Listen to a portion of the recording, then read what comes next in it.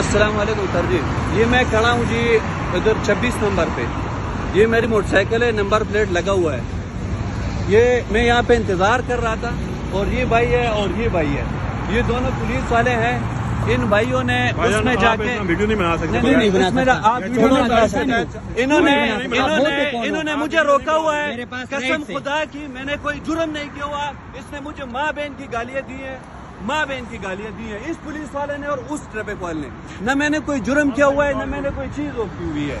انہوں نے مجھے روکا ہے، انہوں نے مجھے ماں بہن کی گالیاں دی ہیں، ماں بہن کی گالیاں. یہ میرا موٹر سائیکل ہے، ساری چیزیں اس میں ہیں، ساری چیزیں اس میں پڑی ہوئی ہے.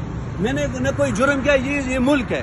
ان پولیس والوں نے مجھے کنجر کا بچہ، میری ماں بہن، میری اپنی چیزیں اس نے مجھے کہی ہے. ٹھیک ہے جی. اور مجھے کہہ رہا ہے کہ میں تیرے اندر گھسوں گا. کیا یہ پولیس والے اور یہ وردی جو ہے نا، یہ اس ملک میں اسی کے لیے ہے کہ یہ ہمارے اندر گھسیں گے. میں نے گناہ کیا کیوں ہے؟ کہتا ہے میں تجھے وردی کا زور بتاؤں گا. یہ اس وردی کا میں لحاظ کر رہا ہوں. یہ داڑھی ہے اس کی، اس بندے کی داڑھی ہے. اور فضول میں اس نے جا کے پولیس والے کو کال کی ہے اور مجھے وہ دھمکیاں دے رہے ہیں کہ میں آپ کے اندر گھسوں گا. ہمیں اس ملک میں ہمیں رہنے کا حق نہیں ہے. اس ملک میں یہ عوام کھڑے ہیں. میں نے کون سا ایسا گناہ کیا ہوا ہے کہ یہ بندہ مجھے 1 گھنٹے سے روک رہا ہے، ویڈیو بھی بنانے نہیں دے رہا؟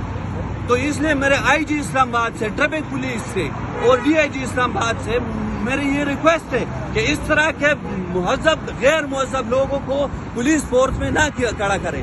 یہ اس ملک میں نفرت پھیلا رہے ہیں. اس وردی سے لوگوں کی نفرت پھیلا رہے ہیں. کہہ رہے ہیں میں تجھے وردی کا زور دکھاؤں گا.